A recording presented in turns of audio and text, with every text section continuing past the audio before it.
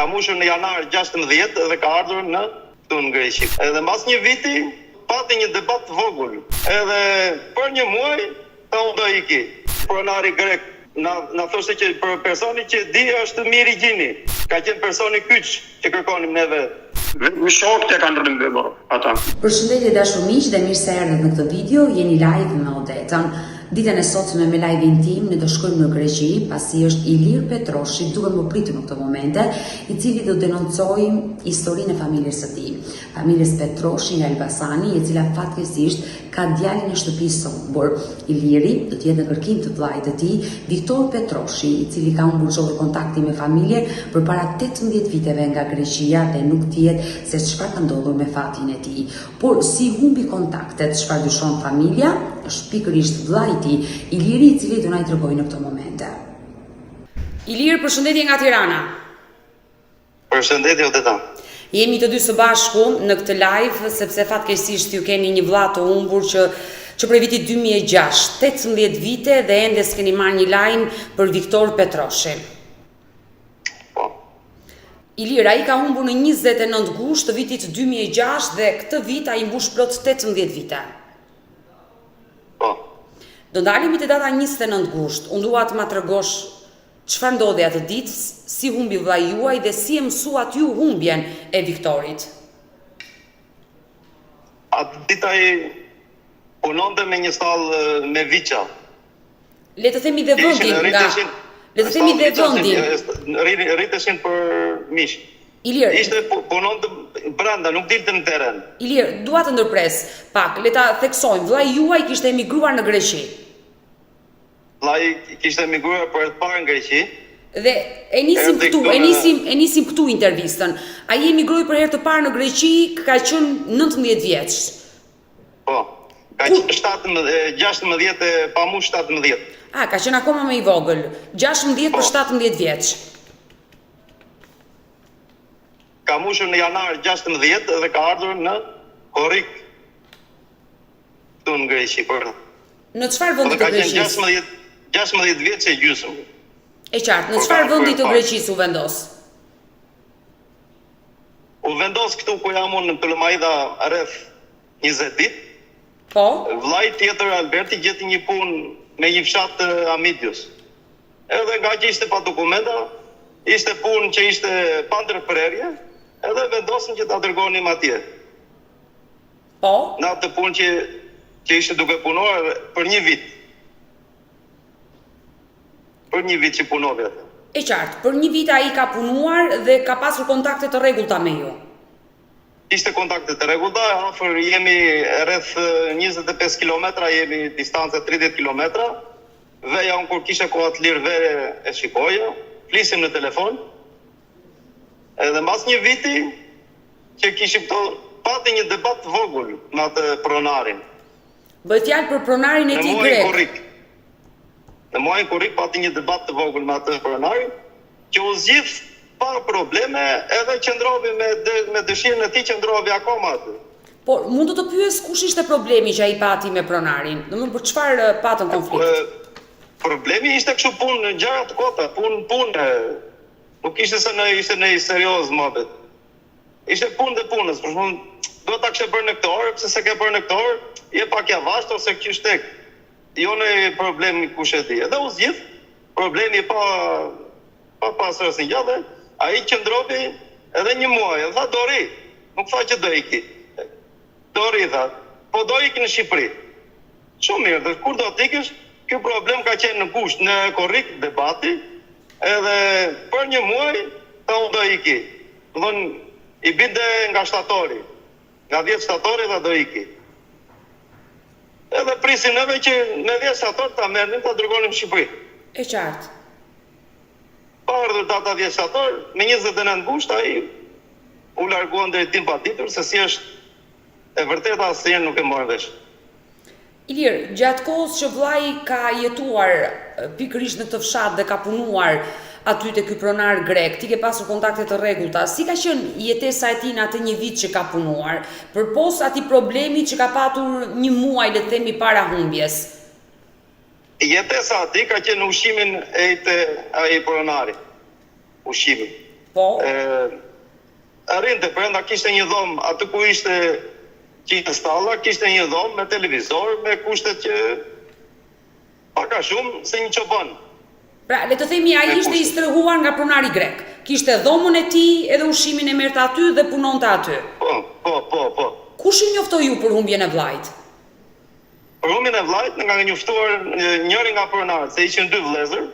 Ka lajmëruar, ka qenë Jorgo Kallajgjis edhe Klimi Kallajgjis, janë dy vëllezër. Po. Me të njëjtën nën, po janë me baba të ndryshëm. E kuptoj. Dy vëllezër grek që menaxhonin biznesin e tyre, ku punonte vllai juaj. Njëri nga pronarit i quajtur Jorgo, edhe thot Ilir thot, vllai thot, nuk e gjet njerë mas dite nga ora 6 mas dite, edhe nuk e gjetëm këtu. Në orën 2 të drekës, neve i sollëm drek, ishte këtu, e ka ngrënë bukën, edhe në orën 6 kur kemi ardhur nga sa 4 orëve, nuk e gjetëm. Ata më njoftuan mua nga ora 9 të darkës, 9:30 e darkës. Po. Se pritëm tha se mos kthehet, se kishte vreshta me rush, kishte edhe mos ka dalë, si që shtekës do kthehet. Edhe pritëm që mos kthehet, nuk u kthye, edhe lajmëron mua morën telefon. Ilir, në momentin që ju morët njoftimin nga pronari grek që vllai ishte larguar, je nisur me njerë besoj në vendin ku jetonte vllai juaj. Atë natë ishte vonë. Atë natë. Nuk bëm lëvizje. Pritëm edhe neve që mos kthehet djerit nesme, në mëngjes. Po?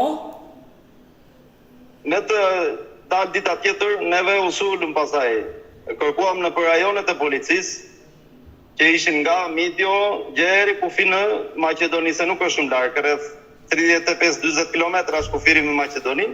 Po. Sepse atje grumbullojnë në atë zonë, kërkuam spitalet, kërkuam gjitha spitalet e zonës, kërkuam për rreth që gjinim shqiptarë, që pysim mos e ke parë një person në këto dhana ose që shtek. Kemi kërku komplet zonë që jemi këtu. Nuk morë mas një përgjigje pozitive. Ilir, në momentin që ti shkove në vendi ku jetonte vllai juaj, në dhomën që ai jetonte, kishte marrë sendet e tij personale, kishte marrë parat, rrogën që kishte punuar aty? Sa për parat ai nuk i merrte, sepse nuk kishte nevojë për para. Çdo gjë që kishte nevojë, ja blenin ato pronarët, ja dërgonin. Jo, flas për rrogën. Rrogën mujore. Rrogën mujore, nuk e merrte me rrogën mujore, e merrte nga gushti që kishte hyrë në korrik, që kishte hyrë në punë. Edhe Gjerin në mars vitin tjetër, e mora unë një herë, edhe ja dërgova babait në Shqipëri. Pra, le të themi ai me lekët nuk merresh. Ato lekë janë menaxhori i tij. Nuk merresh me lekët. Edhe pagesën tjetër që kishte mbetur nga marsi, deri në gusht i bie rreth ke 5 muaj. Po. E mora unë mas iku vëllai. Që ua dërzoj pronari grek. Ja dërgova pra babait në Shqipëri. U lekujtuam për punën e parave, nuk ishte problemi parave. Setet personale.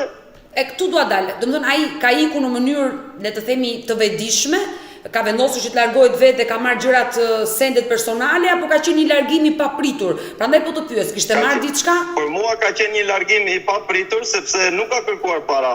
Ai nuk ka pas para në xhep. Nuk ka pasur para me vete.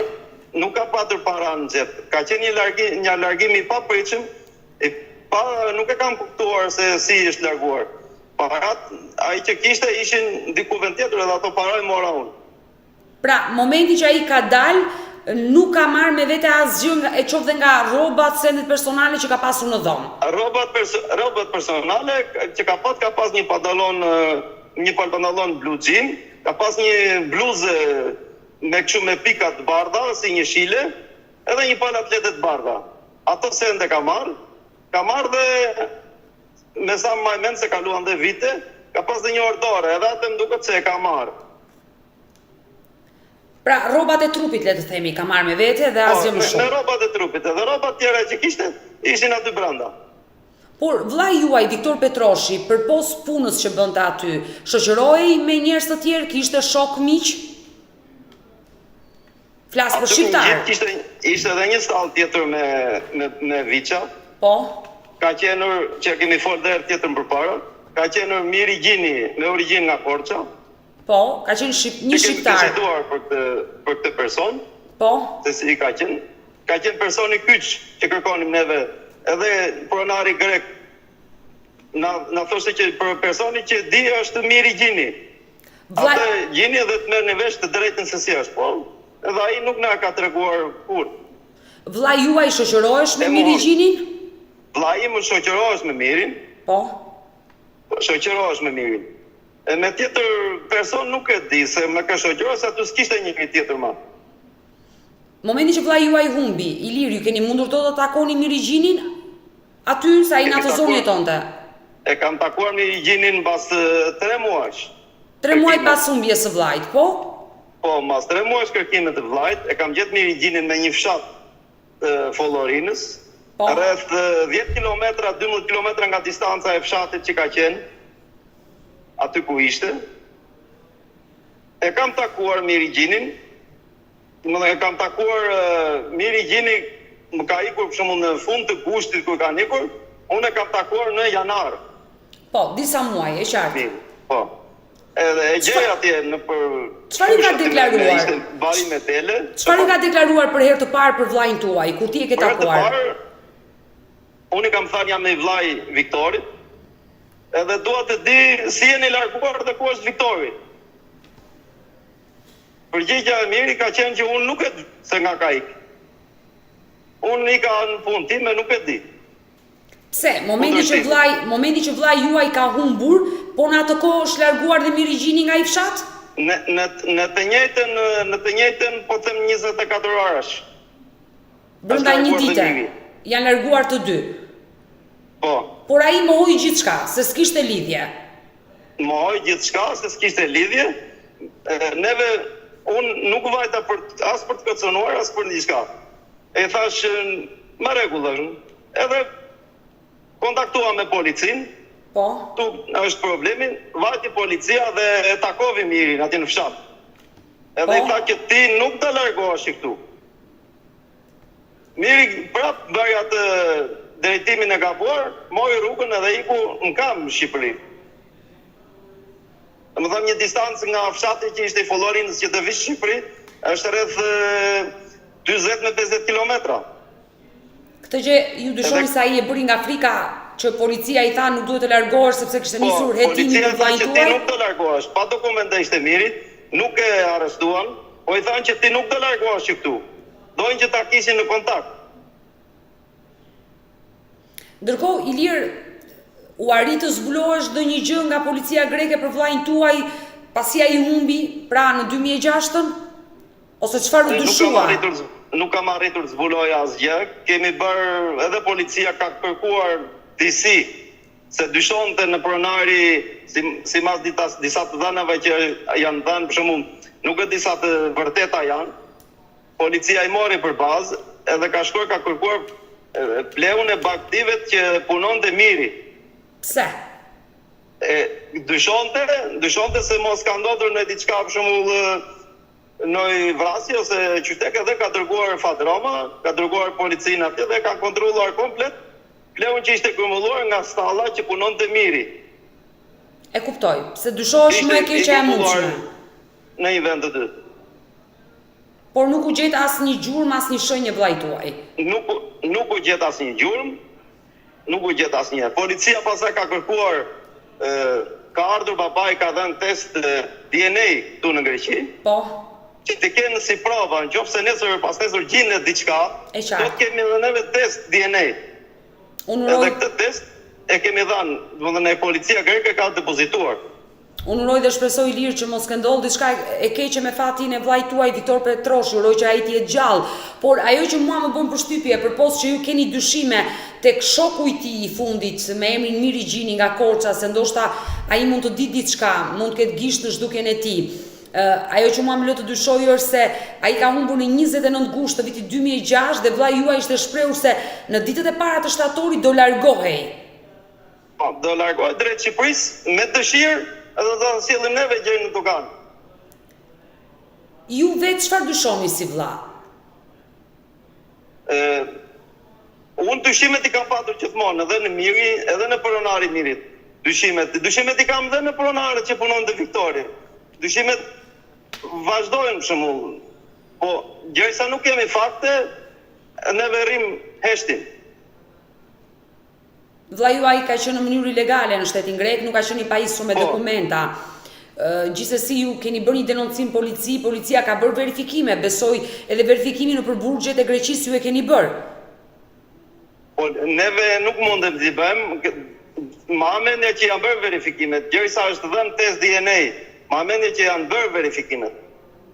E kuptoj. Ndërkohë, Ilir, përgjatë këtyre 18 viteve, qoftë dhe në kuadrin e thashë themeve, ka mbritur ndonjë informacion në familjen tuaj, është parë këtu, është para tije?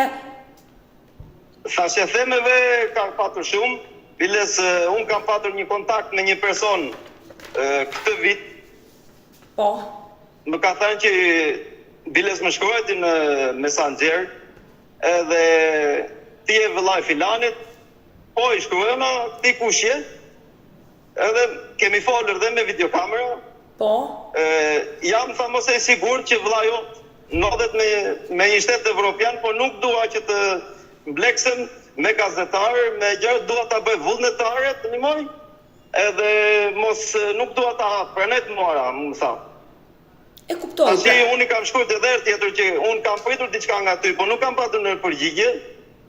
Akoma nuk kam përgjigje. Edhe nëse ai person më dëgjon, është e mira, nëse e di diçka, është e mira që të flas në mënyrë anonime, nuk ka asnjë problem. Dhe bëre mirë që e bëre këtë mesazh për atë person që të ka shkruar në rrjetin social në Facebook dhe të ka treguar që ka informacion për vllain tuaj se ndodhet në një nga shtetet e BE-s dhe më lejo që të jap edhe një herë të dhënat e vllait tuaj, Ilir Viktor Petroshi, një 16 vjeçar kur u nis drejt shtetit grek dhe humbi kontaktet me familjen në 29 gusht të vitit 2006 përpara 18 viteve nga Greqia. Kanë kaluar shumë vite dhe familja Petroshi nuk ka asnjë informacion për Viktorin, nëse dikush e njeh Viktorin, e di të vërtetën se çfarë ka ndodhur me fatin e tij, por gjë rasti në këtë moment të bëjthirrje edhe Mirigjinit, shokut të tij, që jetoni shumë afër me njëri tjetrin. Nëse di diçka, të marri guximin, qoftë dhe anonim siç e the ti Ilir, të lidhet me mua sepse jeni jo vetëm ju, por gjithë familja që do të mësoj të vërtetën çfarë ndodhi me fatin e Viktorit. Ka ndodhur diçka e keqe apo jeta e tij ka marrë një tjetër rrugë dhe ndoshta mund të jetë vërtet në një nga shtetet e BE-s. Po. Ilir, të tjera informacione kanë mbritur në familjen tuaj? Përveç këtij personi që përpara një viti ju ka shkruar. Të tjera informacione nuk kanë ardhur. Bile edhe këtë informacion nuk e kam folur me babain se nuk dua ta mërzisje. Po erdhi ora që dua ta flisje.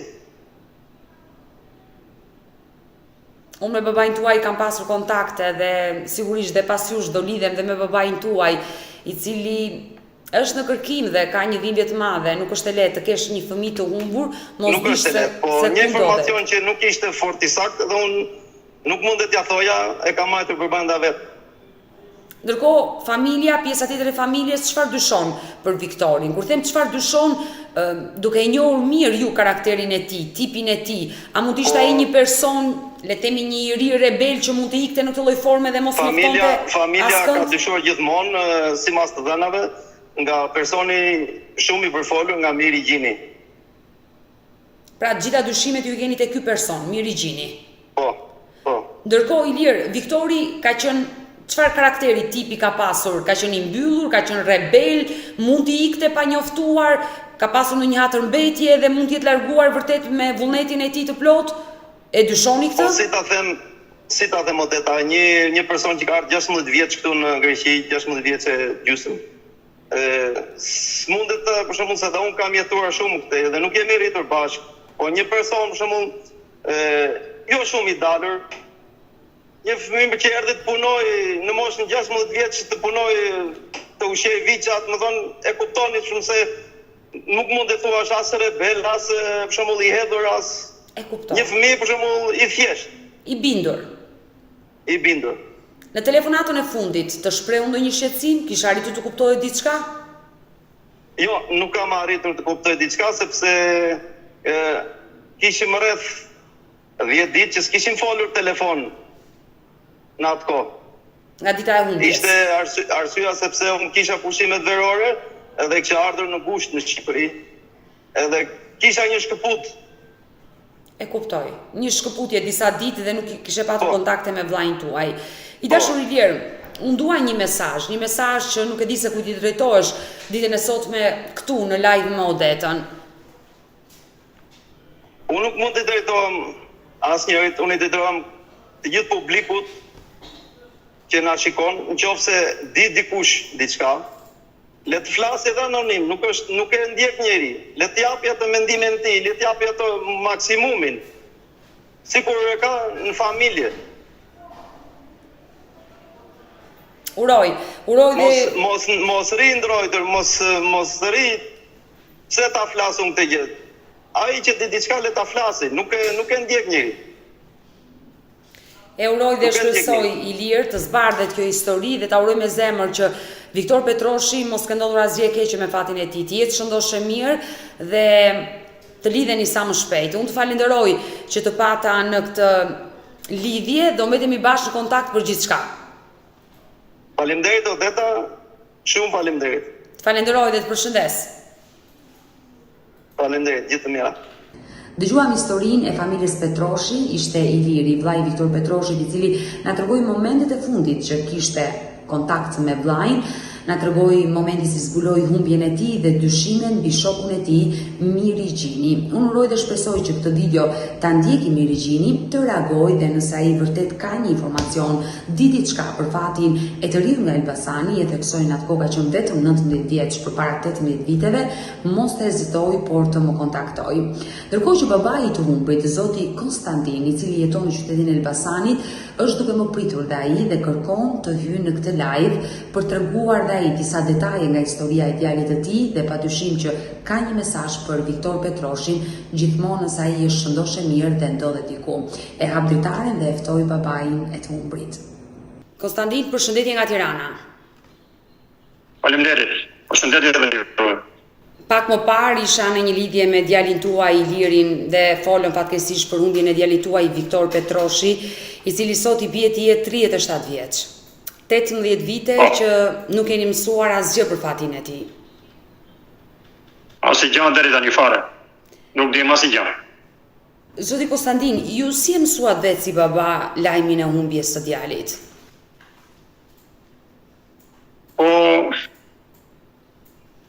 Nuk e di se si të themi unë, se nga jerdhja tia.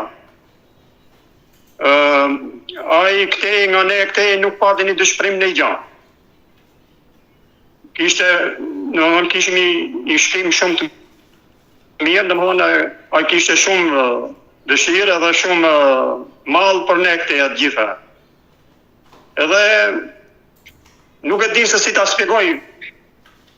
Ai edhe vetë e ka punuar dhe vetë. Se aty ka punoj aty ku punoj ai që punoi një vit aty ka ja salla. E viça. Edhe thoshte që unë do të largohem për këtu, thoshte. E kishte dëshirën që donte të ikte për aty. Thjesht. Ose ku donte të ikte? Nuk e tregonte vendin, po thoshte do të largohem për këtu, thoshte. Ai donte të largohesh nga vendi punës se kishte ndonjë problem, nuk ndihesh mirë apo? Jo, ishte nga paga e ullë, po. Që ishte pak, edhe donte që t'ikte vend tjetër që t'merte ma shumë.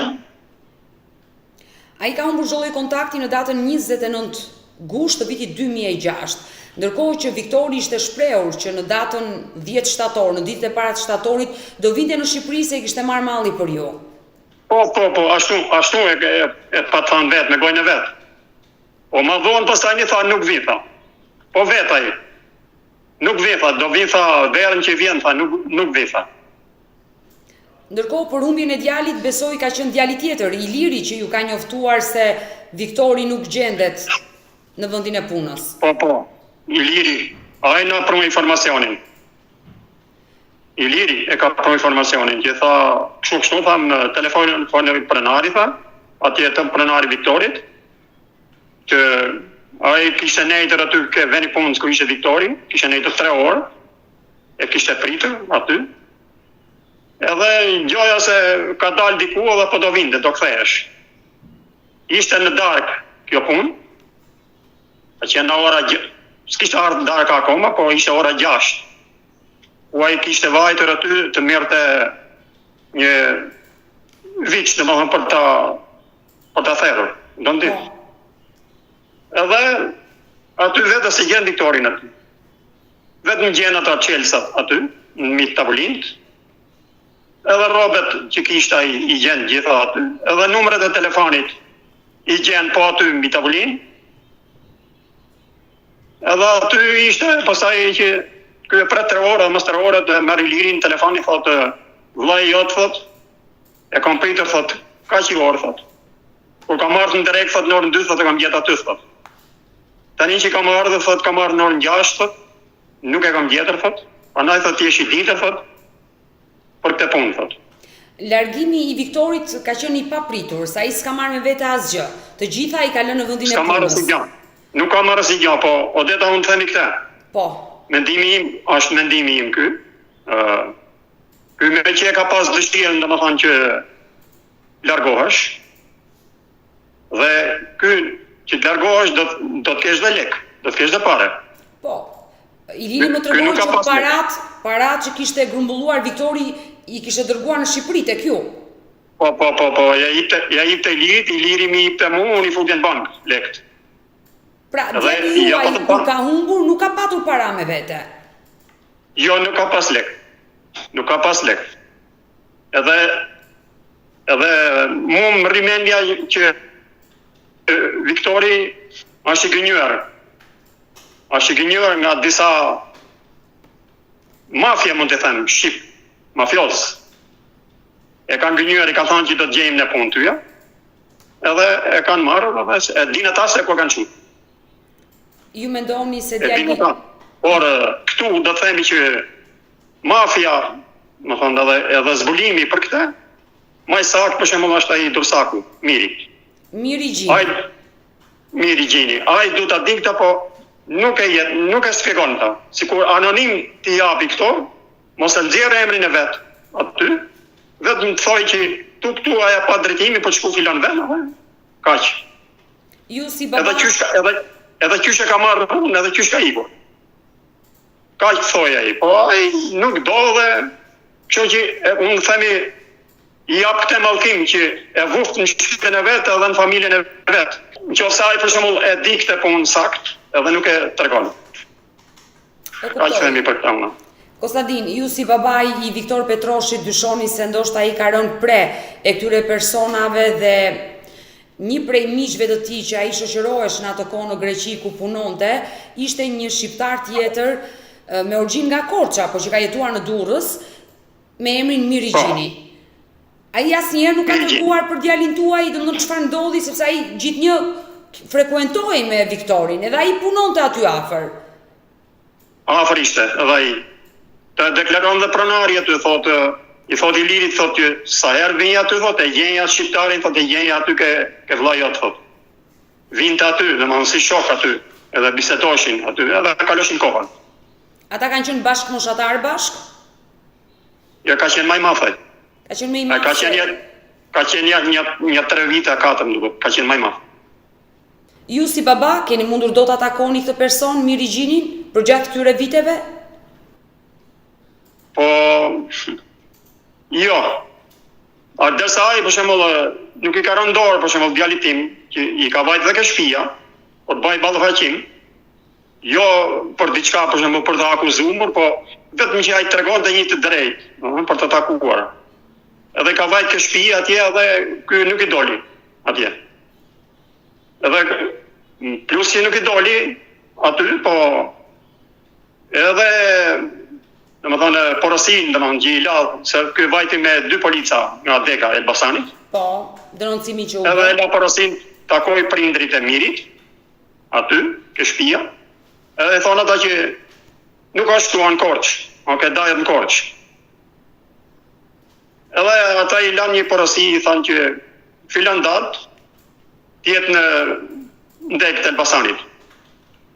Da pyesi për diçka, jo për të akuzuar, po da pyesi policia, për shembull, për shembull, çfarë di për shembull për Viktorin. Po. Kaq.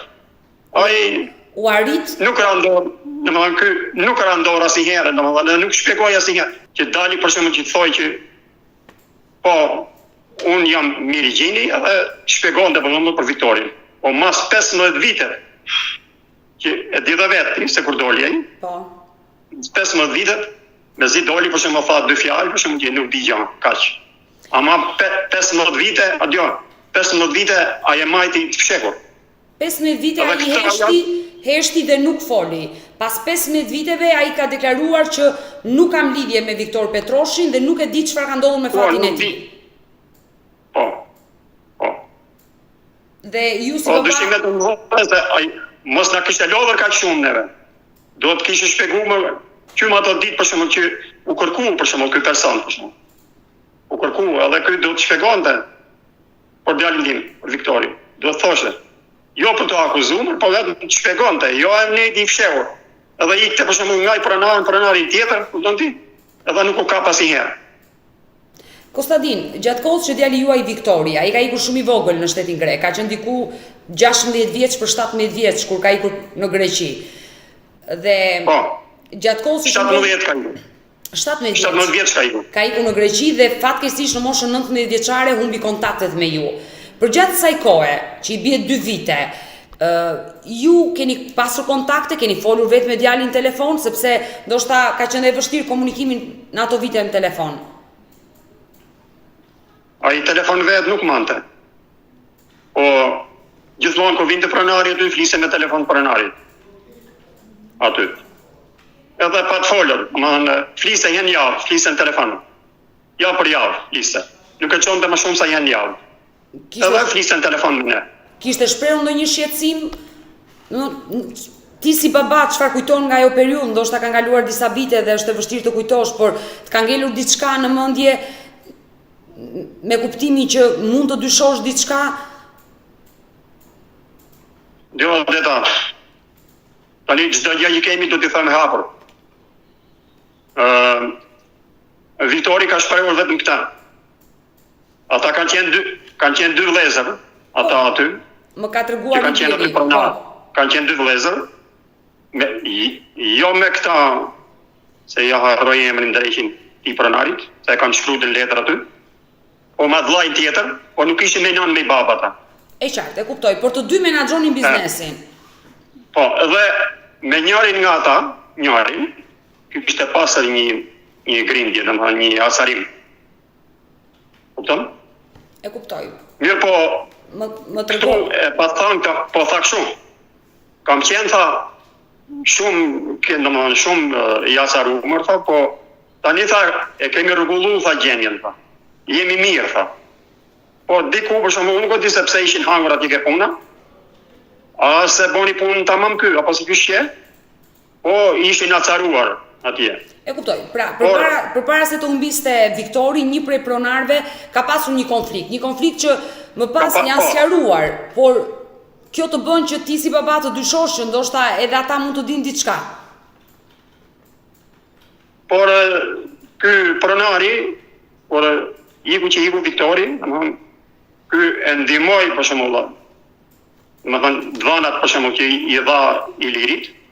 Po. Sepse kur u largu ky Miri, që u largu aty që ishin afër, dhe iku tek pronar tjetër, mas një muaji e zbulon ky pronari i Viktorit. E zbulon Mirin se ku kishte shku Miri. Kupton?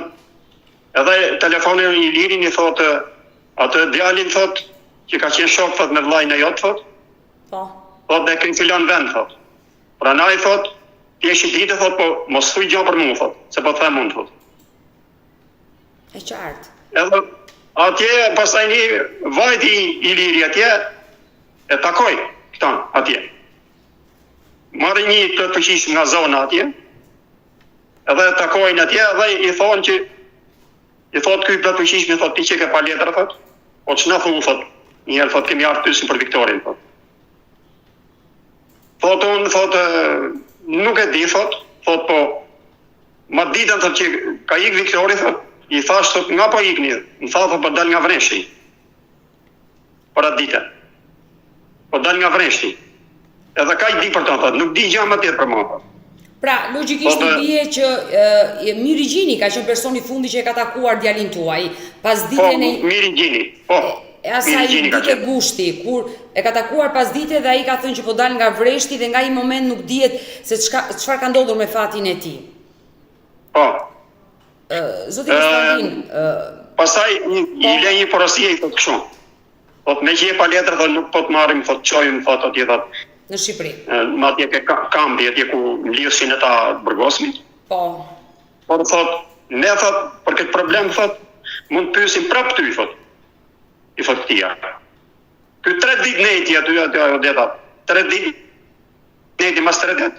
Vati djali im atje i liri, por ta taku prap atje, ai kishte ikur. Si ishte mo aty? Kishte thënë ai pronari iku. E kuptoj drejt që u largua, ju shmang edhe policisë greke, e cila në atë kohë nisi dhe kërkimet për fatin e Viktor Petroshit, djalit tuaj Konstantin. Ndërkohë, nuk janë pak, janë 18 vite, për gjatë këtyre 18 viteve, qoftë dhe në kuadrin e thashë themeve, kam britur ndonjë informacion në familjen tuaj që është par këtu, është par atje? Asnjë lloj informacioni. I çfarë? Nuk në ka ardhur. Asnjë lloj informacioni. Ne kemi pritur domethënë nga dita në ditë. Po dhe që nuk ka dalë gjë. I çfarë? Mendja më shumë atje na xhiron edhe na rrije për ditë. Mendja pa dhe që s'ka gjë. Nuk ka. Ju si baba mendoni dhe më të keqen e mundshme? Po, mendja gjithmonë të keqet vete. Se ai po t'ishte, që t'ishte shnoshe mira, nuk ma merr mendja për shembull se nuk ka qenë as i djali. Ka qenë djalë domethënë shumë i sjellshëm, shumë punëtor, shumë i mirë, i dashur. Edhe duhet kishte, kudo që t'ishte, ky do të kishte dhënë një telefonat. Nuk do të rrinte i fshehur. Por këta më rrimenja vetëm të keqet. Unë uroj dhe shpresoj që mos ke ndodhur asgjë e keqe me fatin e djalit tuaj, thash dhe pak më parë që Miri Gjini, nëse është duke na ndjekur qoftë anonim, mund të më telefonojë, të na japi një sinjal nëse ai di diçka vërtet për historinë e Viktor Petroshit. Ndërkohë unë fola dhe me Ilirin dhe e pyeta për pjesën e burgjeve, nëse ai kishte mundur do të bënte një verifikim. E keni menduar se ndoshta mund të ketë përfunduar në një burg? Po, në qofse Viktori e ka rëmby shokët, më thënë e këqi, shokë jo të mirë, mund të ketë përfundu dhe në burg. E kanë fut me një punë zezë. Nuk dihet. Edhe në burg mund të ketë përfundu më. Mund të kenë pajisër dhe me dokument, më shumë, me pasaport huj. Ai, momenti që ka humbur, ka qenë në mënyrë ilegale në Greqi, nuk ka qenë i pajisur me dokumentat të rregullta greke. Kështu që nuk e dim dhe çfarë emri mund të ketë përdorur në shtetin grek, por ajo që kam shumë rëndësi, Konstantin, është që të jetë gjallë, le të jetë në burg, po vetëm të jetë gjallë. Po deta edhe në thani që edhe në burg t'ishte, nuk dhe gjente një telefon ai për shembull gjithë. Ke të drejtë. Bonte i telefonat. Sot edhe nga burgu ke të drejtë për telefonuar. Çdo kush që mund të përfundoj pas sekurave e ka të drejtën të përdori telefonin që vendoset në ambientet e burgut dhe të njoftoj dhe të flasi me familjen. Unë, zoti po. Vetëm shokët e kanë rëmbyer ata. Ma merr mendja, këtu e kam gjithë ata. Mendimin që vetëm shokët, domethënë shokë jo të mirë. Ka ikë mas shokët kriminal, mund ta themi. Dyshon që mund të ketë rënë viktime shoqërisë. Po. Duke e njohur më mirë, ju jeni babai dhe ju e njihni më mirë karakterin e Viktorit. Ka qenë djalë që mund të binte pre e gjithë gjërave jo të mira? Ai ishte shumë, domethënë, shumë pak muhabet, domethënë, takohesh me njërin, shumë pak bënte muhabet, edhe mos e njifte aq mirë, ai e besonte. Ktheje shpejt, domethënë. I ktheje shmenja shumë shpejt. Nuk e linte për shembull një kohë gjatë që ta njifte mirë personin, Pastaj edhe në qoftë se lidhshe, kishte drejt telefononte neve si prindër këteja, kishte vllai atje në Greqi, Po. që çdo gjë që kishte duhet na vinte edhe neve ndjeni për çdo gjë, për çdo hap që të hapte. Këtu ai them që mund ta ketë majtë fshehu sepse e dinte që ne nuk e lejojmë për shembull që ai të kalonte në atë rrugë. Që të kalonte në rrugë me gënjeshtra. Edhe ati jo më shmenja që ka ikur, ka thonë, këta me gjithnën, këta do jenë njerëz që këta do më japin hapësirë mu. Alli ata që unë me ko poshtë, e fut me ko poshtë. Unë uroj dhe shpresoj që dikush është duke na ndjekur në këtë live, zoti Konstantin, që mund ta njohë djalin tuaj Viktor Petroshin, mos të hezitoj që të lidhet me mua. Është 37 vjeç aktualisht dhe fatkeqësisht Viktor Petroshi nga Elbasani ka humbur kontaktet me familjen në 29 gusht të vitit 2006 nga Greqia dhe e theksoi ka qenë vetëm 19 vjeç ku humbi dhe familja prej 18 vitesh nuk ka mësuar asgjë për fatin e tij. Konstantin, unë dua të besoj që me fatin e djalit tuaj s'ka ndodhur diçka e keqe, ndodhet diku. Nëse do të dëgjonte, do doja të jepi një mesazh. Po, mesazhi, kjo është mesazhi. Unë i herë, në atë pari herë, do të lutem gjithë shqiptarëve. Nëse për Viktorin, se ndoshta për shembull e ndjekin të emision dhe e shohin, t'i japin dhëna për Viktorin. Si do që tjetë, ndaç për mirë, ndaç për keq. T'i japin dhëna për sa më parë. Edhe unë si prindër i lutem shumë Viktorit, djali, bëj një telefonat. Unë nuk dua për shumë vëllai sikur ai këtë krijuar dhe i jetë atje të mirë për vete, se nuk i dihet, se më shkon momenja për të keq, po mund t'jetë dhe mirë, nuk dihet. Kuptoj. U ditë që puna. Edhe ai ta ngrenjë telefonin, t'japi një telefonat këteja, nga ne, këteja. Edhe në qoftë se nuk na merr neve ke emisioni juaj, bëj telefonat. Që edhe ne të jemi rahat për kohën që jemi, edhe për kohën që ne do ikim, për gjithmonë. Zoti Konstantin, ta uroj me zemër që të zbulohet kjo e vërtet 18 vjeçare për djalin tuaj. Çdo informacion që do vi dhe do mbërri patjetër që unë do t'i njoftoj. Kështu që të falenderoj që të pata në këtë live. Faleminderit o detar, shumë faleminderit. Të përshëndes nga Tirana. Rofsh, Samole. Përshëndetje dhe ju.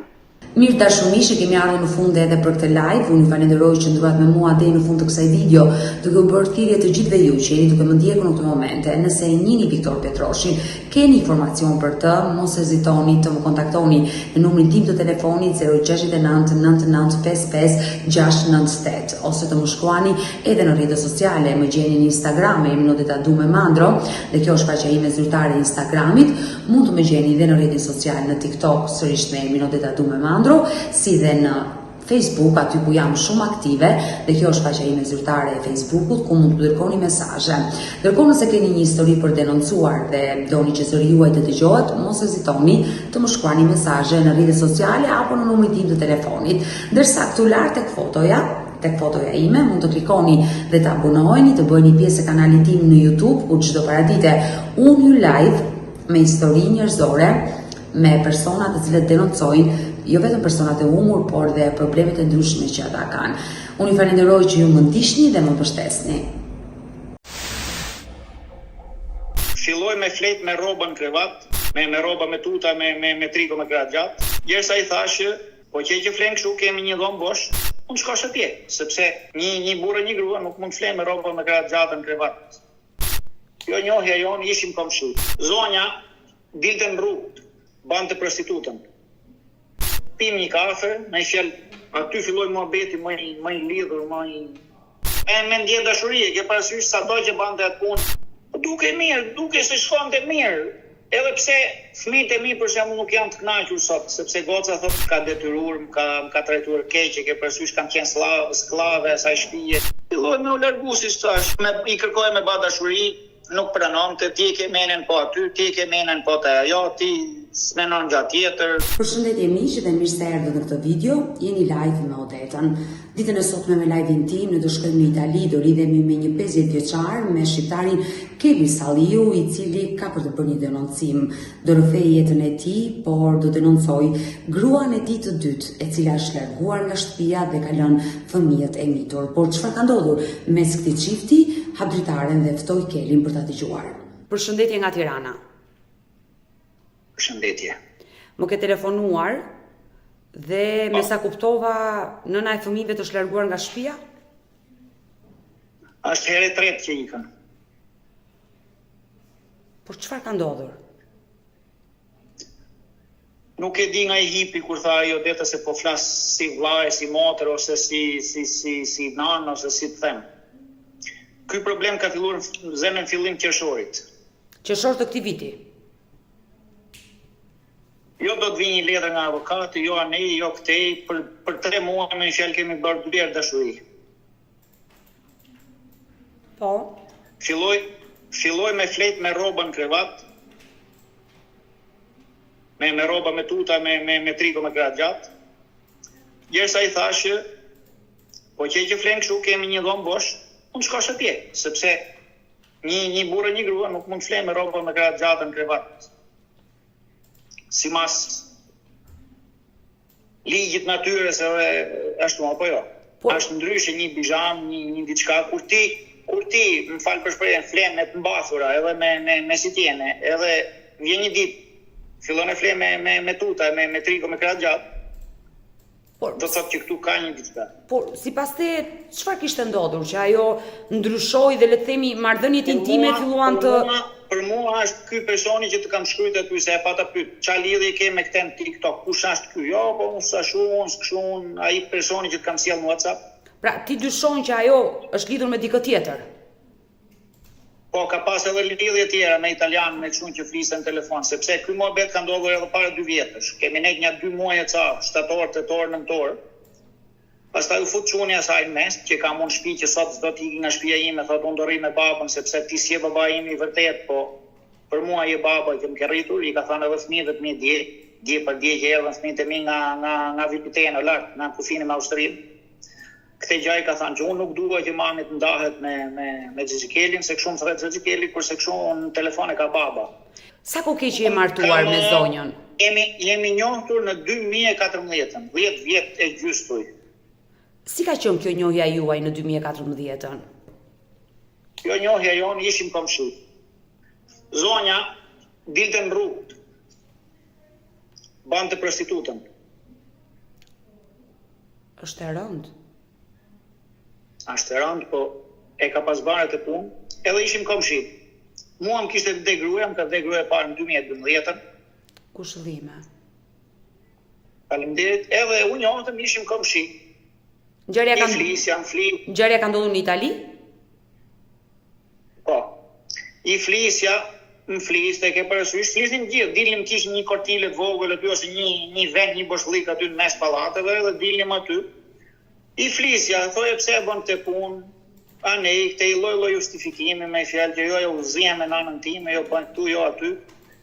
Vjen një ditë do merrte çunin, i thash pse se merr çunin po lën në Shqipëri. Ishte çuni 5 vjeç e gjys 6. Ka qenë maj e 2014-s, mos gaboj. Po.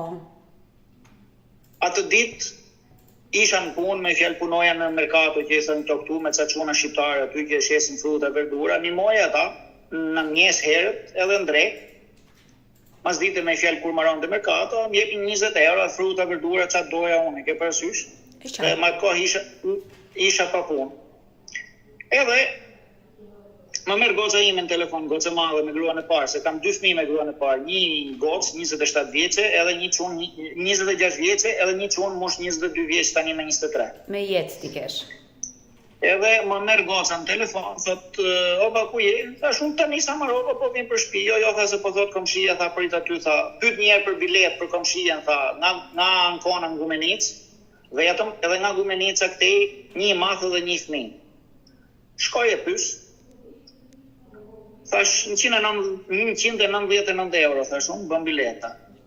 Po. E mirë, tha, i thot asaj, sepse një shoqe e asaj që punon në rrugë bashkë, kishte thënë 600 euro. Me qëllëtote 400 euro fitim, ajo shoqe. Vjen pret biletën, pim një kafe, me fjalë, aty filloi muhabeti më i lidhur, më i shumë. Po, deri në këtë Ikëm kohë, shtëpi. i dashur Keli, deri në këtë kohë që ti e kishe njohur komshien tënde që ishte shqiptare dhe jetoni të dy në Itali, ajo jetonte vetëm në atë kohë? Ajo jetonte vetëm sepse kishte shtëpinë, e kishte marrë një tjetër shtëpi në emrit edhe nuk e di kush ishte me fjalë, ai ishte tutorja, nuk e di kush ishte i asaj, nuk e di, e ke parasysh se nuk mund futet dot në punët e të tjerëve. Unë kur e pyesja thoshte dal vet. E qartë, Nuk kam njeri. kjo zonjë që më pas u bë bashkëshortja juaj, kishte një martesë të dështuar, se më the kishte një djalë. Nuk ishte ndarë akoma. E kam mbaruar ndarjen, prandaj do të arrit gjarë aty që të them. E qartë, po të dëgjoj. Unë njohëm me fjalë, atë ditë kemi bërë dashuri, me fjalë hangëm në shtëpitë asaj, na afroja ajo, mua dhe fëmijëve, me edhe vetë me fëmijën e vet. Hangëm aty, pastaj masi hangëm i tha fëmijëve, ju ikni lart, tha se ne do bëjmë detyrat tani. E ke parasysh për mos se goca ishte 14 vjeç, çunin e kishte 10 vjeç, i asaj ishte 6 me fjalë. 6, 8 sa. Ikin kalama gjithë shtëpi, ne bëjmë detyrat, si sa ajo. Pastaj avash, me fjalë, shkoja, në sëriste vetë, e ke parasysh ditën, natën, fillova edhe unë me ndjetë dashuri, e ke parasysh sa do që bante atë punë, që fëmijën e lindte te unë, jepte 20 euro natët, që dilte. Edhe zjati 2 muaj, as 2 muaj, pastaj ajo që kishte paguar qira në shtëpi, aty do ta nxjerrin nga shtëpia, e morën në shtëpi time lart. Edhe i thash, qofse do vinte unë, harroje të llozanatë sepse vinte lart, ne të bashkë, me fjalë, jo po ti do masha, ne po te thash një gjë. Ai llozanatë që pa të bën ti harroje fare sepse tani je në shtëpi time, edhe nëse do të rish me mua, i vëm kapak çdo gjëje edhe vazhdojmë jetën bashkë. Ne jetëm një 5 muaj, 6 muaj këtu, ikëm në Shqipëri. Vendose do ikin në Shqipëri, e ke parasysh këtu s'po punoj, do ikin në Shqipëri, do merrem me një punë në Shqipëri. Pra, i dashur Keli, në momenti që ajo vendosi të vinte të bashkëtonte me ju i vut kurrë që ajo s'duhet të bënte me atë punën e rrugës. Po. Por edhe pse ti e dije mirë çfarë punë bënte ajo femër, çfarë jete kishte bërë, le të themi që ti avash filloje të bie në dashuri. Po. Erdhët në Shqipëri dhe çfarë ndodhi më pas? Erdhëm në Shqipëri, kemi nejtë afër 1 vit e gjys, paga shumë, shkuam bëjmë ndarjen, kemi marrë avokat Kozmajanun, kemi paguar 2 milion e gjys lekë shqiptare, për bëjmë ndarjen nga burri i parë. 1 milion i ka dhënë ajo, 1 milion e gjys i kam dhënë unë, kam marrë kredi në bankët në Peqin. Po. Bëm ndarjen, pastaj vëllezërit e mi paga shumë e kishin gjurë të gjanë, nuk pranonin që unë bëja martesë me fjalë, thamin maje si bashkjetuese, jo si martesë. Bara llafe me vëllezërit e mi, e martova, me fjalë e shpalli martesën vllai vogël i imi, sepse ne u kthym prap mas një viti e ca u kthym në Itali. Kemi bërë letrën në konsullat, me fjalë që ne deklarojmë filanin që të na shpallë martesën, martohet, për të na bëjë martesën. Edhe ka bërë ai. Pastaj erdhëm prap, unë rinovova letrat me gjithë fëmijët e mi, ndrum shtëpi. Mas i far kohë, i futëm letrat e asaj me çunin e vet, me fjalë seminarin se çuni kishte drejt të shkonte në shkollë, ashtë me letra, ashtë pa letra, kishte drejt të shkonte në shkollë. Po. Masi ashtu e i futëm letrat në artikullin 31 që thënë to. Mori letrat, po një 60 vjet i herë, se letra du në kodë bani, një 60 vjet e mos më shumë i ka majtë unë, atë me gjithë fëmijën e vetë, me që kam pagur unë. Për gjithë, për të pesë. Derisa u pajis dhe ajo me letra. I dashur Keli, në momentin që ti bëre martesën, e bëre faktike dhe u riktheve në Itali, po njerëzit e tu, le të themi, i rregullove gjërat sepse më thej që dy vëllezërit nuk ishin dakord. Humbe komunikimin ne jemi 5 me gjithë mua, po nuk ishin dakord gjithë. Pastaj e ke parasysh i rregulluam gjanat sepse thanë more tani. U bërnusja e shtëpisë. Po, nuk shkuan as plaku im se unë kisha vetëm babën. edhe gjyshen me fjalë se nana më vdiq 1 vit e gjysmë pasi më vdiq nosja ime e para. Edhe nuk u futën te njerëzit e saj sepse nuk donin. Ajo u soll mirë deri para 2 vjeç. U soll që sjell mirë në fjalë. Por ndalemi tek jetesa e re. Ti nise një jetesë të re me një tjetër partnere, me një tjetër grua, ku kishe fëmijët e tu nga martesa e parë, ajo solli dhe djalin nga martesa e saj. Si ishte jetesa e re? Mes teje dhe asaj? Duke mirë, duke se shkonte mirë. Edhe pse fëmijët e mi për shembull nuk janë të kënaqur sot, sepse goca thotë më ka detyruar, më ka trajtuar keq, ke parasysh kanë qenë skllave asaj shtëpie, kanë qenë. Edhe çuni u detyrua me fjalë Kleo merre bën këtë, Kleo merre bën atë, derisa iku para 2 vjeç ka ikë me fjalë edhe ai në shtëpi. Po prapse kanë ardhur, e kanë respektuar me fjalë nga ajo që është baba me vetë. Edhe e kanë respektuar, çfarë them unë. Por ti vetë si ke pasur marrëdhëniet. Mirë po them, unë duket mirë, gjerë para 2 vjeç.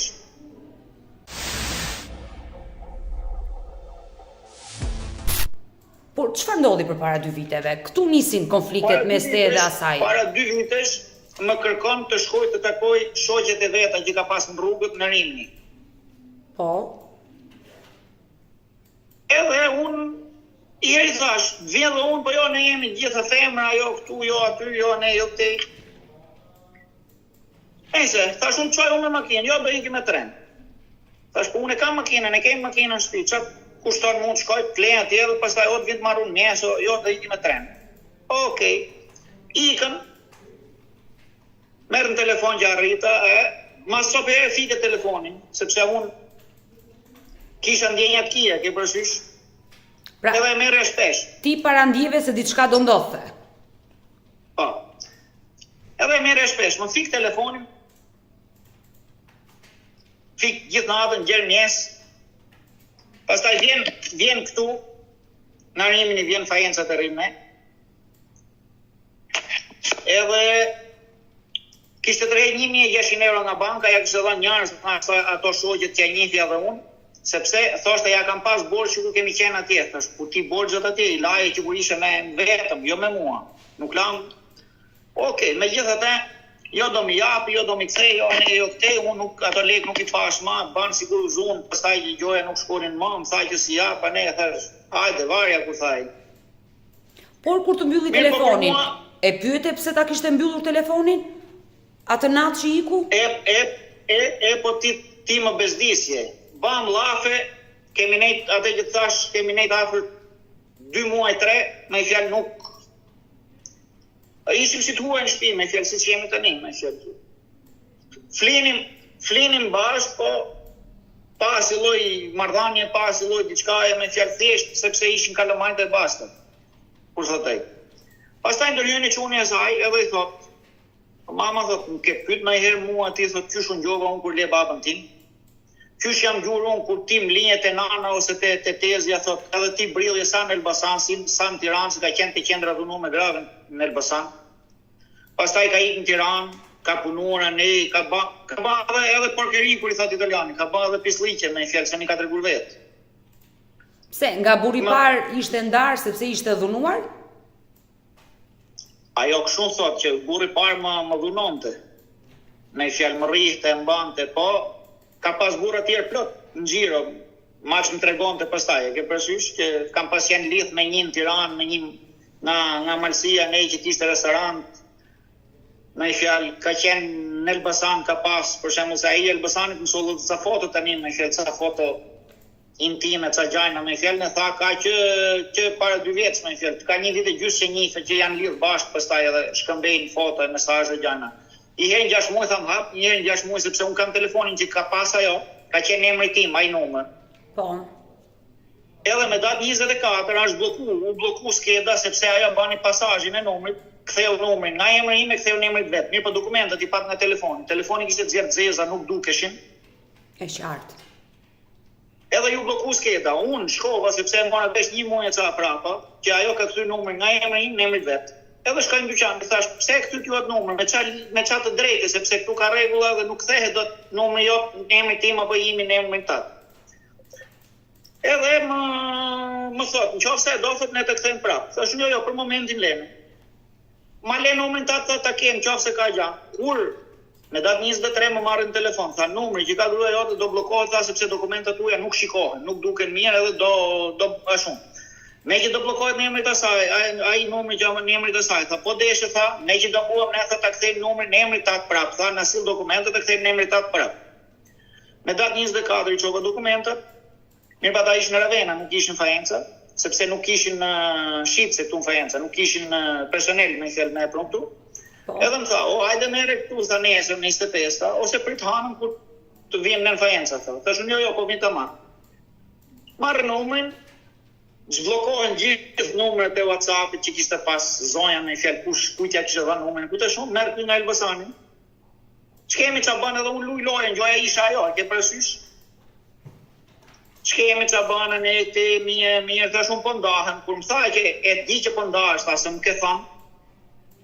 Aty fillova dyshimet më të mëdha. Më sill nga foto, më bën kështu, më bën aty ne te. Edhe më thot me fjalë se ai ka kanceluar mesazhet. Mirë, po unë u tregova më furbo, ja kam lënë edhe avokatit në Shqipëri, mesazhet e tij kam pas screenshot para fotografive edhe mesazheve që ka shkruar ai dhe që i kam shkruar unë sigurisht ajo. Pra ti me marrjen e numrit zbulove tradhtin e bashkëshortes. Po. Nuk kam takuar, po i kanë dërguar fotografi njëri tjetrit. Pjesë intime, fotografi. I dashur Keli, ju më treguat se zënka e parë ka qenë momentin kur ajo iku me shoqet e saj, pagoi disa para, ti e fale le të themi dhe kështu nisi zënka e parë dhe u largua prej teje. Hyri djali në mes, i cili i tha që am ke pyetur onën ndonjëherë si jam ndier. Dhe çfarë përgjigje i tha nëna?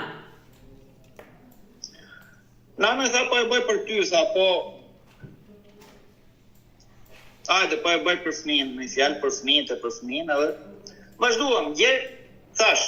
Pra ishte djali, Keli, ishte djali i nuses që kërkoi që ju të bashkoheshit. Po. Pse, ti i kishe marrëdhëniet e mira me djalin e saj? Se më the babam më quan. Përderisa në telefon e ka akoma baba, edhe fëmijës tim, çunit madh të timit, i tha që unë nuk dua që të ndahen, tha, sepse dua të rri me babën, tha, sepse nuk është baba im biologjik. Çfarë ndodhi më pas? Si vazhdoi jetesa juaj pasi le të themi ti e fale dhe u pajtuat? Ikëm në Shqipëri, ikëm në Belë, hangëm pica, gjajna kështu prapë rritë të si larkë, mas pak kohësh filloi prapë muhabeti, tamam si që ishte përpara, ke parasysh? Tamam si njerëz, tamam si dy burrë grua. Po le të themi përçarjet kishin nisur mes jush. Që në këtë periudhë. Po këtë pra që i thashë më trahtove. Ti që më fike telefonin më trahtove, sepse edhe kur rrinim bashkë që erdhi në shpitime, i erdhi një italian, me fjalë që e ka pas para meje të italianën si të dashur.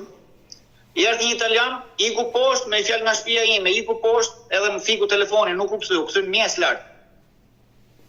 Me fjalë edhe më tha që ne akoma nuk kemi vendosur tha që do rrim bashkë apo jo, tha. Jemi thjesht të dashur, tha, që unë po rri në shpitate. Por ju kishit bërë martesën. Jo, përpara. Kur thash që e nxorën në shtëpia dhe do rrinte te shtëpia ime. E qartë.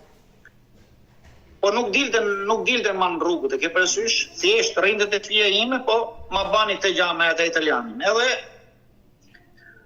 të thash, masi foli fëmia, filluam me u rregullu gjajnat, me shkonim tamam çdo gjë. Gjerë para në qershor thash që filloi, nuk e di nga i erdhi, jo do të vinë letër, jo këtu, jo ti. Shokët e tu i bëjnë nga 2 punë, ti s'po punon, ti kështu, thash, unë gjok, kur ka punë, unë punoj, unë jam 50 vjeç për 51, thash, edhe ca ditë mos 51. Edhe, kur ka punë, thash, unë nuk jam tërheq mrapsh, po mos harro, thash, unë sepse ne kemi fëmijë vogël, kemi me probleme, edhe ti nuk e marr ndonjëherë leje në punë, thash, unë. Jam unë ai që marr leje, ka mundësi. Për kë fëmijë, keni sjell një jetë bashkë fëmijë? Po, jemi përbashkët, as 7 vjeç. Ha, ju keni vajzë apo djalë? Djalë, Manuel. Keni një djalë 7 vjeç të dy së bashku. Po. Edhe Thash unë për fëmijën, thash unë që është me probleme, jo të logopedistja, jo të grupi psikiatrëve, se patën ba një grupeto me fjallë 3-4 kalamajnë me fjallë, dhe i manin bashkë që floznin, qifë në reagimet, i mësonin, i banin. Por pse, djali çfarë problemi ka, Keli? Ka autizm. E kuptova. Edhe në shkollë me fjallë, kur ishte ajo mjesë, më nuk detyroja të rria unë të qoja, për shembull, do i thoja atyre të punës, do gjenë ditë që ajo ishte para dite dhe me unë mas dite, me fjallë që qyshe ajo bën os, me fjallë në këto që të shpije plejt dhe që lajnë plejt dhe mirë plejt, që këtu i thojnë os. Po. Me fjallë qyshe edhe thash unë ti e di se qa sakrificash po bëj unë, thash unë me që kam patent dhe do të gjithë thash qarkulloj ti s'ke patent. Jo, po tjerë bëjnë nga 2 punë, jo, po unë po paguj këtu, unë po paguj aty, sa shumë po edhe unë kam paguj, sa shumë. Mos harro se u majta 60 vetëm, jo, kam punu, po qa ke punu ti 3 muaj në vit, sa shumë qa të bëjnë ata 3 muaj që ke punu ti, sa i binte. Gjersa... Pra, le të themi që në këtë periudhë ai filloi të ngrinte ankesa ndaj jush, duke ju akuzuar që ju nuk sillni të ardhura në shtëpi. Dhe çfarë ndodhi më pas? Filloj me u largu si thash, jo, i kërkoj me ba dashuri, nuk pranonte, ti ke menen po aty, ti ke menen po të ajo, ti s'menon gjatë tjetër, kemi dynja me borgje, thash unë borgje do t'i lajmë, a vash, sepse ajo ka afër 60.000 euro kredi. Këte, jo makina, jo merr 5.000, jo merr 6.000, na qershori, gjerë tani, Odeta ka nikur 20.000 euro, me i fjallë. Asenjot unike, që marrim ne për fëmijët këtu me fjallë 500 euro në mujtë. Po. 1.500 euro rroge asaj me fjallë që unë nuk e kam pa nga qershori e këtej se nga vete se nga vjen. Ka pagur ato kredit në bankët, po tjerat nuk e di, po 5.000 euro i morëm në qershori, kemi marrë fillim qershorit sepse i kam telefon që po flasim bashkë. 5.000 euro i kemi marrë fillim qershorit, hynë sot të nesme të ajo të rëhoqi 2.000 euro. Nga ajo llogari. Nuk e di se nga kanë shkuar. Pastaj pagoj 1.600 euro për çunin me fjalë lekë të shkollës çunit, janë akoma 1.000 euro për pagur, e thot paguaj ti. Mirë, pa do lekë të fëmijës ne i kemi hënë të dy, nuk i kemi hënë vetëm unë për shembull që ato asenjë uni për 500 euro, për 400 euro, se përpara ishte 400, tani ka filluar shkon 500. Edhe lekët e rrobës së saj nuk e di nga shkojnë, sepse unë kam qenë qershor, paktën se unë nga maje prapa me fjalë kam filluar me punu mirë në punë, ose ishin 2-3 muaj, shkurt mars në prill, nga maj kam filluar me punuar me fjalë tamam, paguja qiran, paguja biletat, paguja. Nga qershori zonja, edhe thash, janë 20.000 euro me kredi, me këto që unë nuk e di nga kanë vajt. I dashur Keli, pra ajo ka ikur dhe të ka lënë në borxhe.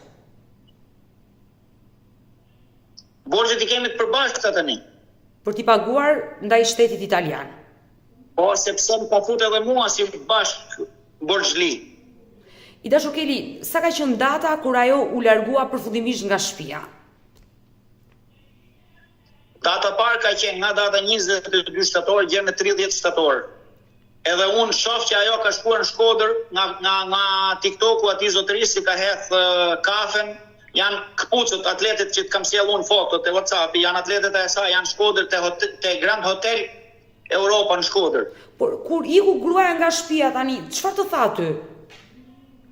Mua më tha që do shkoj te daja im për një javë, do sqaroj idetë e mia, të shoh mungesën, do ndjej gjë, po për mua ajo ka shkuar në Shkodër, ka marrë avokatën në Lushnjë, një Elona Musaj, po ka ikë më shumë për të takuar zotërinë në Shkodër.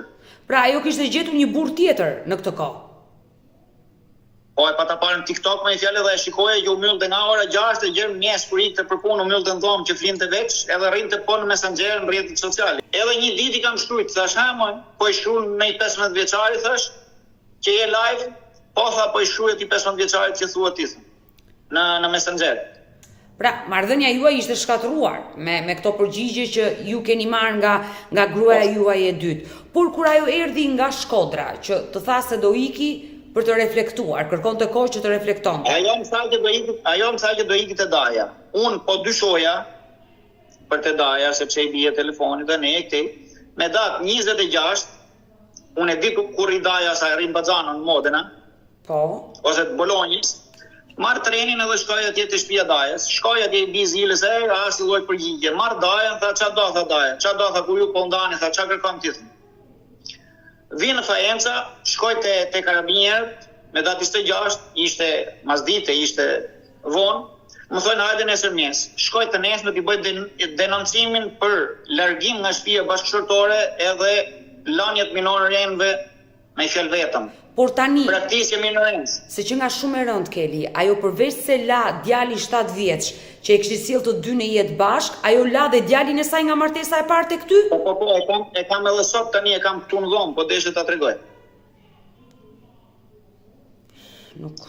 Me datë 27 unë i kam bërë denuncin me fjalë për abandono del teto coniugale, abandono del minore që i thënë këta. Po. Edhe u kthye me datë 30, kishte lanë çantën këtu sipër divanit, kështu marr pasaportën e shoh që i kishte qenë në Shqipëri, nga data 22 deri me 30 kur u kthye. Edhe i thash, jo po ti dohet ma hidhje mua, po si e ma zgjut se unë, nej, te, thash, gjete në një nej. Se sa herë që i thoja ke gjetë në tjetër që s'afrohesh me mua, nxehi me vrap. Po mirë, përpara të birit të saj, Edhe që e kishte nga martesa e parë, do thuash ti e do si djalin tënd, por ajo ka detyrimin e saj 100% për atë fëmijë. unë pranaj të mora t'i shpjegoja të gjitha. Edhe me datë 24, me 22, 23, kështu i thotë fëmijëve që unë do ikim transfert për zdytin me 23-4 tetor, me 23. E qartë. I thot fëmijëve se me mua nuk fliste ma fare, as më fliste, as më fare, kur thaj. Me datë 23 i thot fëmijëve që do iki mama në transfert. Nuk e di çunit vet i ka treguar po jo, po të voglit i tha që mama do iki për një javë në transfert. Mirë, po transfert, këta ostë bajnë këtu, mrena për mrena zonës tonë, nuk bajnë. E qartë. Megjithatë, unë ngrihem me 24 mjes, nuk e ngjoj atë që kishte ikë apo s'kishte ikë mjes herët me fjalë. Ngrihem në orën 5 pa 10, 5 pa çfarë them unë ty?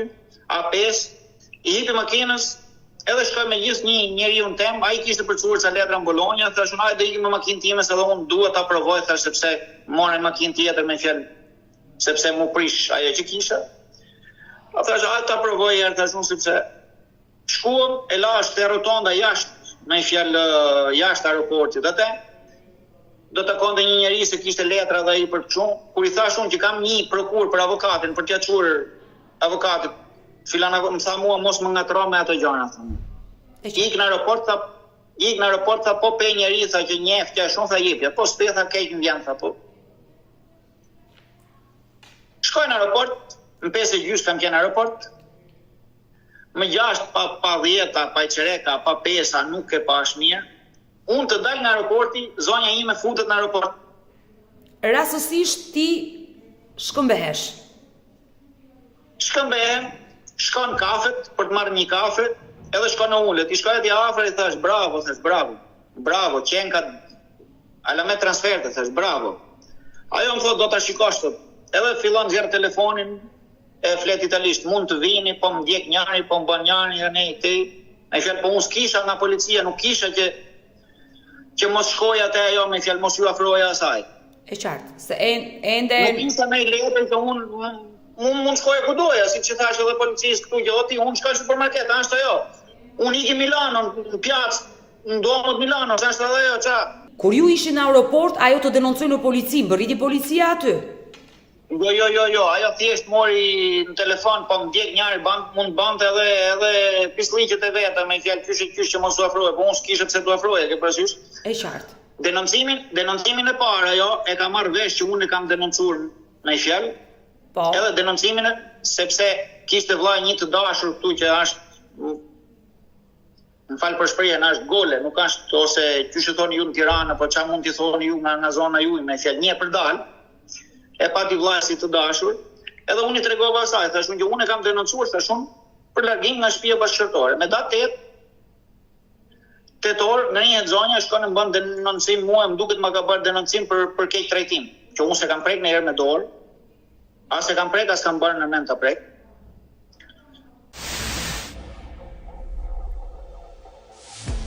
Mas sa ditë filloi me më thonë që merr rruqet e dil nga shtëpia, ma ka thënë edhe në sy çunit vogël. Merr rrobat edhe dil nga shtëpia sepse po fola unë ti e di ku përfundon. Edhe denoncën që më kishin bërë, ma kishte bërë që të më vinin të më arrestonin mrena natës, pavarësisht sepse nuk merret njeri sepse unë jam i drejti dhe unë e kam bërë denoncën përpara asaj.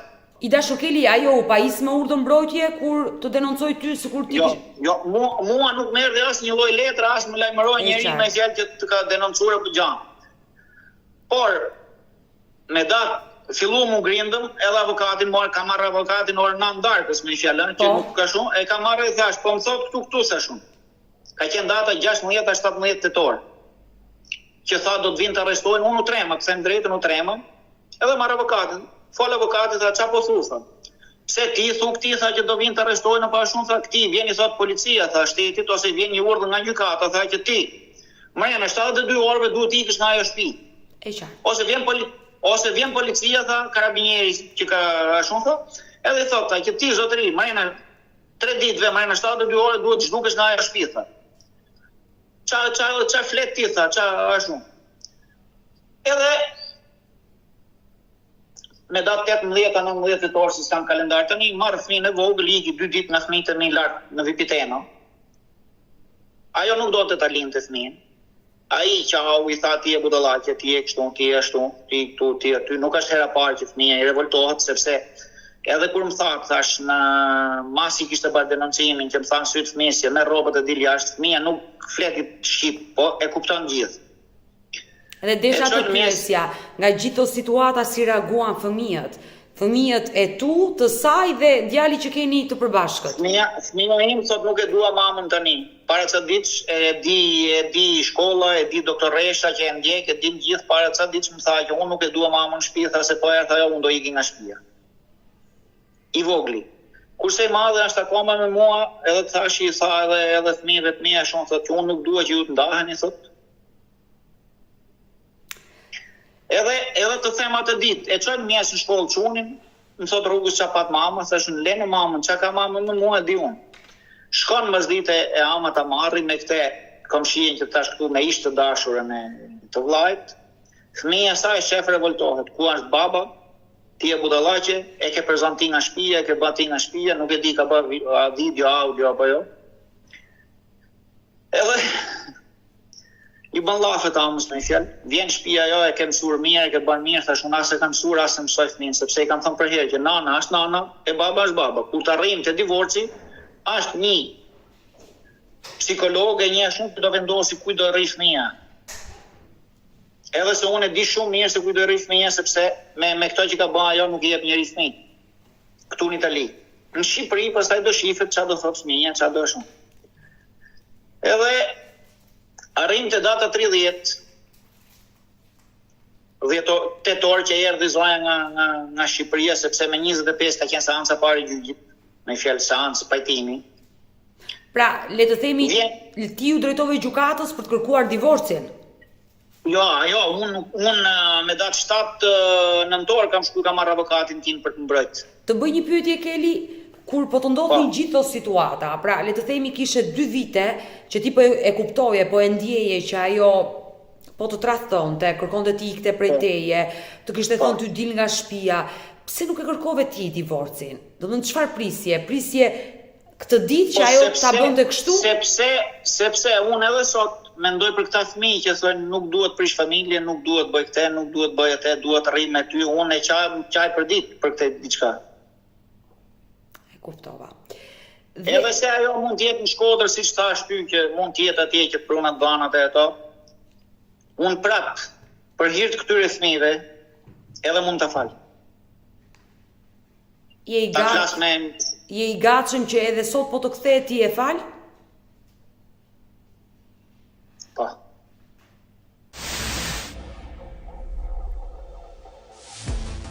Keli, çfarë ndodhi? Ajo iku përfundimisht dhe ju drejtua gjykatës kërkon divorcin prej teje. Me datë, ajo kërkon divorcin që ka shkuar me datë 22-23, ka qenë lushnjë ta marrë avokatin. Unë kam një pyetje. Ju jeni në proces divorci. Ajo aktualisht jeton në Shqipëri apo është aty në Itali? Atë doja të thoja, me datë 30 kur kthehet me 30 tetor kur kthehet nga Shqipëria, Po. unë zbulova dhe ca tjerë, një dy italian tjerë me fjalë që më shkruajnë më shumë. Edhe i çova mesazh kunatit tim të madhët. Edhe i thash që çam këto, hajde ti shqiptarit ja pas kam dërguar unë fotot edhe se njoh, sepse duket kur kam bau miqësi me atë, apo duket kur ka fol ai me atë, po ti hyn policia mirë telefonit, tabulatave, dhe WhatsAppit e gjithave. Dihet kush i ka folë, kush e ka pas këtë numër nga kjo datë deri këtë datë, ose nga kjo kohë deri këtu, sepse unë kam numrin tim. Është e verifikueshme e gjitha, e qartë. Edhe, po. Më kërcënoi, që ne më duke do në ndaj plumi, do në ndaj kështu se e kam denoncuar edhe te, edhe pse flas sot, sepse regjistrova audio në ishtë të dashurës e tij, që unë nuk e kam sot, të kam shkruajtur që e kam, po unë nuk e kam, se në vend që ta hedhja në USB, ose në sket memorie me fjalë USB që i thonë ta. E fshive, pa dashje. Nuk ma ka marrë skeda shumë dhe ma shpërisht, kurse ai e ka, se e ka incizuar e ka, edhe mund ma japi, edhe mund mos e ma japi, me fjalë që kam zbuluar të vërtetën që gruaja ime jeton Shkodër, ka gjetë një tjetër, edhe ka kohë që flet me atë, edhe është në Shkodër me fjalë, edhe nga ato fotografitë që ka hedh ai që te profili i tij me fjalë. Pra, njoh dorën e ajo ka nisur bashkëjetesën me një tjetër burr dhe është në Shkodër, ndërsa ti je në Itali me djalin 7 vjeç që keni sjellë të dy së bashku në jetë dhe me djalin e saj që ajo e ka nga martesa e parë. Po mirë mo, si mundet një nën djali nga martesa e parë t'ia lër burrit të dytë dhe vetë iki me burrin e tretë? Ka logjik. Ajo nuk e pohon këtë gjë, sepse fëmia vet i çoj fotot, siç ti sollon ty të profilit e ato, i çoj fotot, i çoj gjitha ato, ajo nuk e pranon, thotë jo jam vetëm. Po, me datë 6, ato kanë qenë ndajt. Është edhe një foto aty që thotë Dajti Express. Ka qenë me ish të dashurën e vllajt asaj edhe me vllajën e asaj. Pra, edhe me një datë tjetër kanë hënë darkë në Shkodër me peshke me të gjitha. Ti i dashur Keli, ti e ke gjurmuar në rrjetet sociale dhe e ke zbuluar që ajo është me një burr nga Shkodra. Por ti ke folur vetë me të, mirë djalit ja mohon që është vetëm, por nuk i ke thënë moj zonjë, po fëmijët? Nuk pranon. Një natë që kam folë këtu e kam pyet, thash ku je në Shkodër apo në Lushnjë, më tha jam në Tiranë. Kaq edhe ja kanë marrë telefonin nga dora, me fjalë u myll telefoni dje. Këto 3 llafe kemi fal, jam Tiranë, tha, edhe u myll telefoni. Prandaj thash që dyshoj që o mahet me zor, nuk do, me fëmijën ka fol, po fëmia nuk e pyet sepse çfarë natë që ka pa këtë lloj gjesti, sepse ka nejt më shumë se një gjysmëore fëmia duke rënë, pastaj nuk i binte nuk e hapte telefonin. Edhe pastaj ka fol me fjalë që jo, myll jo këtë s'du të flas, nuk du të bëj, se një herë tha mirë, do flas. Masi u myll telefoni, nuk pranon të flasi ma me mu. E qartë, me ju nuk pranon të flasi, ndërsa me djalin e saj ka folur, vazhdon të flasi akoma? Po, flet edhe, po nuk i tregon, e ke përësysh që ban mirë edhe basta, nuk i thot që jam këtu, jam aty, as ky nuk i kërkon sepse ka frikë, se thot, po që jenë ato aty, do t'i lexojnë mesazhet, do ja marrin, do ja lexojnë mesazhin, do i bajnë, edhe ka frikë edhe fëmia. Okeli, sa vjeç është gruaja juaj? Them gruaja sa akoma nuk je ndarë. 38 vjeçë i ka mosh me datë 16. Por gjithsesi unë nuk besoj që një 38 vjeçare e gënjejnë, e mashtrojnë dhe e mbajnë me dhunë. Prandaj të thash që ajo ishte në depresion, siç të thash, sepse nga borxhet e pa dhe unë nuk po e rrija mas, ajo kujtoi gjoja që unë do t'ju ulja akoma, siç u ulla para 2 vjet, që ama ndërman për fëmijët e për këto. Kurse këtë herë i thash, do të ndahesh. Vazhdo përpara sepse makinën që pa të marrë me kredi, ishte në emrin tim, shkova ja hodha në emrin të saj. Përpara i thash që shkon kreva tjetër, nëse ti do flesh me gjithë rroba me mua, mos më duhet grua, se unë fle me motrën me gjithë rroba, jo me gruan, apo jo. E kuptoj qartë. Pastaj makinën e mora e hodha në emrin të saj, edhe ajo deri nga gushti, nga funi gushtit vjen te këngën e Gjensila Mërtezajt, nga mos mirënjohja me fjalë, ajo nuk e marr mend ça. Edhe qante. Pastaj u lidh me këtë këtu lart, me këtë ishte dashurën e tij që kjo është e përdalur, më fal për shpjegjen, edhe për nënën edhe vetë, thotë unë jam për nuk trajtoj njeri. Aty ndryshun gjajnat, sepse kjo më tha që ka fillu me falë, tha që kur jam futur në shtëpi juaj. Ajo në shtëpi ima është futur si nga gjysmë e gushtit.